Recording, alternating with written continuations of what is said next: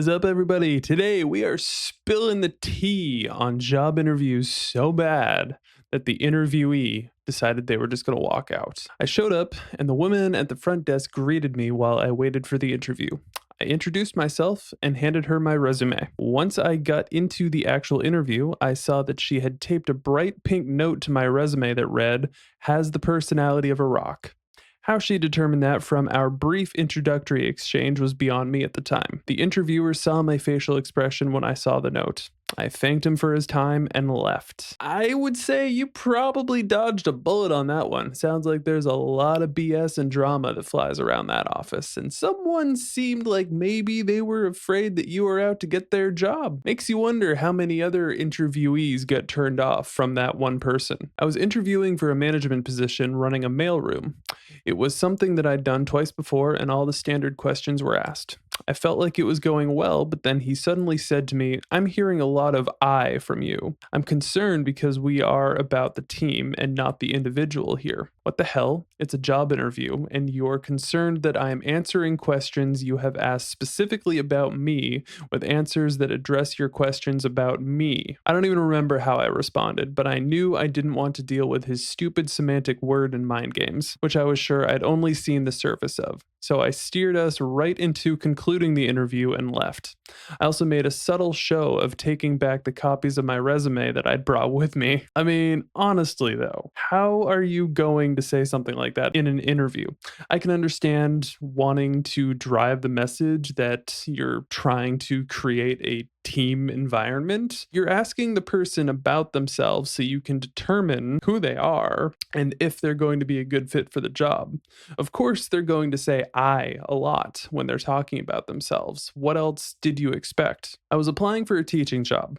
My job at the time was at a school for people with disabilities, and this new school was a school for children gifted in a particular field. I was headhunted when one of my students from my current school was accepted to the new school. The woman interviewing asked why I wanted to work there, so I explained the above, including the student with a disability. With the most disgusted look on her face, she said, "We don't have students like that here." I should point out that I'm also disabled. This was not going to work out, obviously. I don't understand people who have a weird prejudice against people who are disabled because they literally exist how they are and are who they are. And for better or for worse, there isn't really anything that they can do about it. So why you would have a problem with them is beyond me. I once showed up for a job interview in a suit and tie after answering a newspaper ad for a warehouse worker.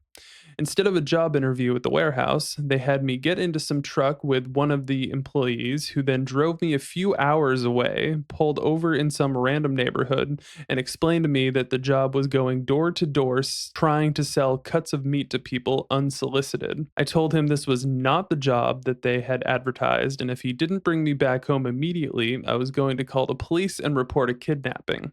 I was brought back to my car, but I was not paid for the several hours of my wasted time. That is exceptionally weird, and if it were me, I probably wouldn't even have gotten that far. I would have gone for the ride for maybe about 20 minutes before I really started pressing where the heck we were going, and would eventually have just forced them to let me out. And then I would have called a cab or something. That is exceptionally strange. It's almost like they purposefully lied about what the job entailed in the job description and then force you to go somewhere completely random to make you listen to the spiel because you're 3 hours away and, where are you going to go anyway? Incredibly weird, and it really makes me wonder how many people decided to actually go for that job after that experience. Lots of red flags. I showed up to my interview, and the manager practically bragged about how the job offered no breaks for an 8 to 10 hour shift. And if there was a food break, it would be 5 minutes max at a hip height table with no chairs. She said that you'd be fired if you sat down for even 30 seconds. I'm more than capable of doing that. I did that every day at my last job. But when you brag about how your employees are so overworked that they don't get breaks or an option to rest their legs, it tells me all I need to know about how little you value them. Not to mention how illegal that entire operation must be. Obviously, based on the story, we don't really know where this job took place, particularly what country, but let's assume it's the United States. Employers are most definitely required to give you lunch breaks if you work more than 6 hours, and definitely are required to give you resting breaks, even if it were less than 6 hours. You cannot get fired for sitting down and resting, at least not legally. I was at my third and final interview for a tech company. The first two went well, and they wanted me to join the company, so I was told that this last one with the head of office was just a formality. It started well. We walked to the cafeteria, grabbed a couple of coffees, and with some small talk, we learned we knew some of the same people. When we got back to his office, he looked at my file and said, "It says here you're looking for salary." I said yes and explained it's really close to market for someone with my skills and experience. He looked at me and said, "I don't think you're worth it." I said, "Excuse me?" He repeated it. I laughed, grabbed my bag, stood up, thanked him for his time, and walked out. I mean, as that is, at least the boss man showed his true colors and saved you any other potential headache. I mean, I don't entirely know what he was expecting to get out of that interaction, but showing that type of condescension clearly was not going to work for the storyteller here, and I'm glad that they just got up and walked out. I applied for a software developer position for an online retailer. The second round of interviews was a cultural fit interview with HR. I assumed it would be a one on one interview, but instead, it was a room of about 20 people applying for any position from legal to finance. They asked us to stand up, curl into a ball, and pretend we were flowers opening. I honestly thought it was some kind of prank, but then I saw everyone around me doing it.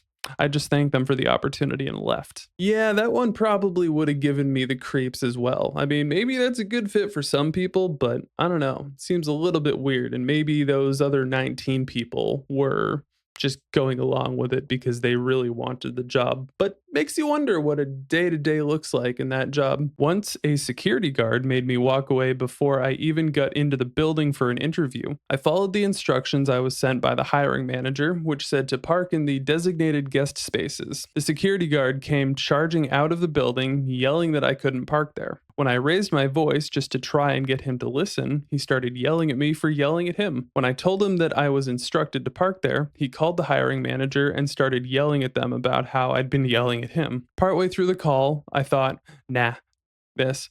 Got back in my car and drove off. The hiring manager called me to apologize and asked if I'd come back.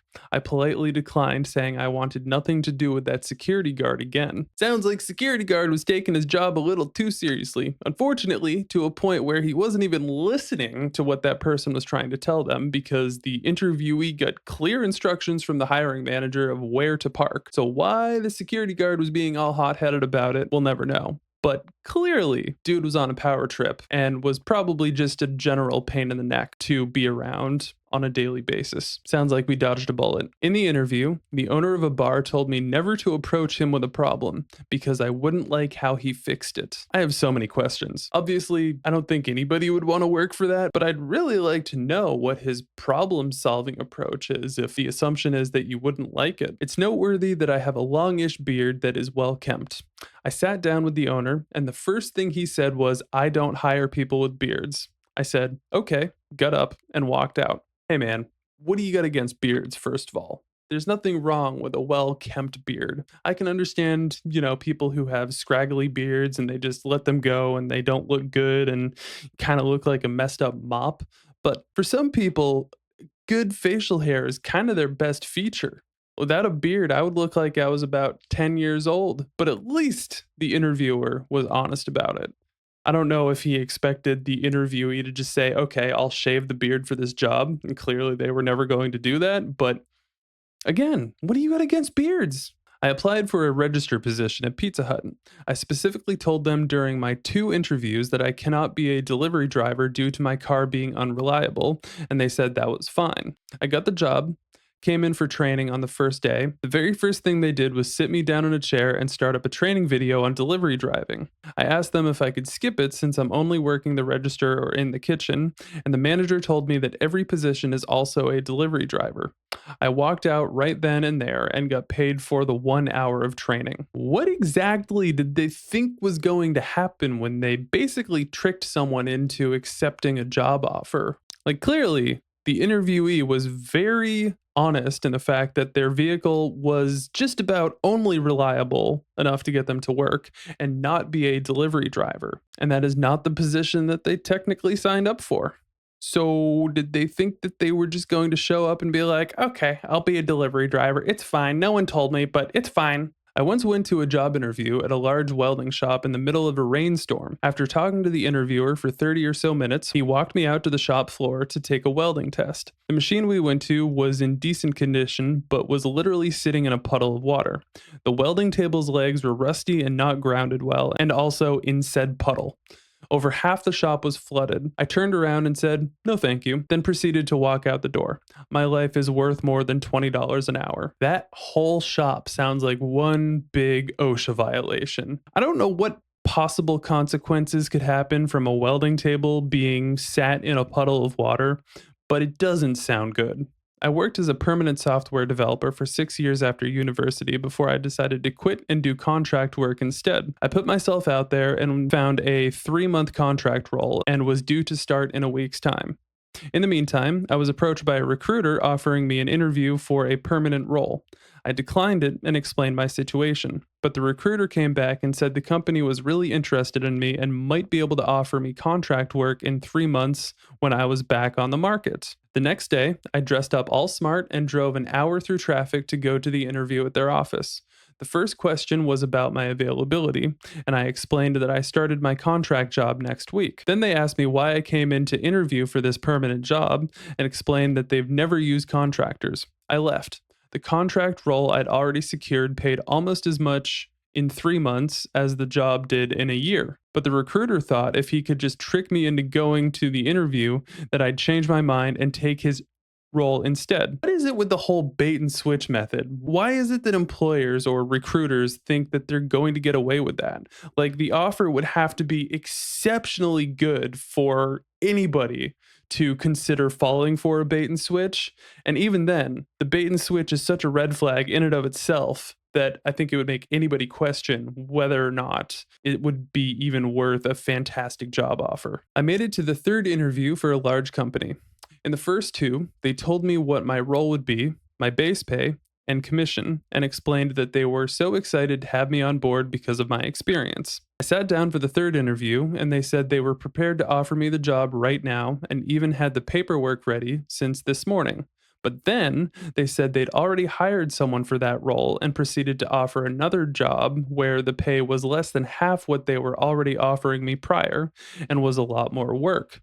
Basically, I went from being offered a management job to just being asked to train new employees and be a cashier for $10 an hour without guaranteed hours. I told them I'd been worried I was wasting their time because I was uncertain if I was sold on the job. But after this, it was clear that they were the ones wasting my time instead.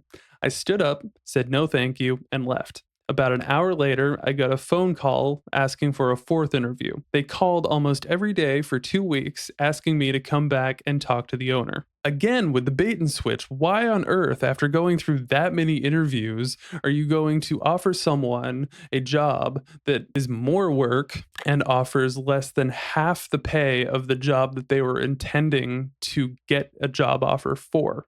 It just doesn't make any sense. And why is it that a job that supposedly has more work would not have a good rate of pay? I finished up 4 hours of interviews in their offices when I asked my final question to the 3 senior software engineers in front of me. Do you enjoy working here? I was one of the 3 people they were looking for to replace them. They were unhappy. Wait, so were the people actively trying to leave their jobs part of the interview process? Because, I mean, maybe if they weren't unhappy, that it wasn't necessarily a reflection of the job. and they really shouldn't have been part of the interview process. But if all three of them were trying to leave, then it very well could have been a reflection of the job. Either way, sounds like we dodged a bullet. I had an interview at this office, and I wasn't informed about the evidently very strict building security prior to arriving. The front door was practically unmarked and required a card to get in, but there was no intercom. The elevator required a card as well, but the stairs didn't. However, no one informed me that the stairwells are locked from the outside, meaning I was locked in the stairwell with no way to get out. That sounds illegal. I called the recruiter over and over and even called the front desk, but they just kept putting me on hold instead of sending someone to let me in at the correct floor. I ended up getting a call from the recruiter while still stuck in the stairwell, telling me they would not be going forward with the interview because I was late. I almost screamed and asked her as calmly as I could manage if she had gotten any of the messages I left for her, letting her know I was presently stuck in the stairwell with no way to get out. She said she hasn't and said it was too late anyway because they had gone with another candidate. She almost hung up before I could yell, probably too loudly, then can someone please come free me from the stairwell so I can leave? They sent security to get me, and I was treated like a criminal as I was led from the building. I have never been so confused, humiliated, and angry in my entire life. I left them a scathing review on Glassdoor. Something about that stairwell screams being completely illegal. Because if someone can even manage to accidentally get into that stairwell and then they have no way of getting back out and the building were on fire or something, then that would not end well for anybody involved. But how is it that the interviewer and the reception was so passive about that whole situation? They literally could have sent anybody, including security, way before the interviewee got in contact with security and at least gotten them out of there. And then for the interviewer to say that, well, regardless of anything that happened, including you getting stuck in a stairwell, it's your fault that you were late. None of it makes any sense. And major bullet dodged once again. Well, I can honestly say that I've had some bad job interview experiences myself, but nothing that come even close to these. If you've had a horrendous job interview experience, tell me about it in the comments down below. If you enjoyed the content, make sure you hit the thumbs up, hit the subscribe button, and share this video with someone who you think will enjoy it as well.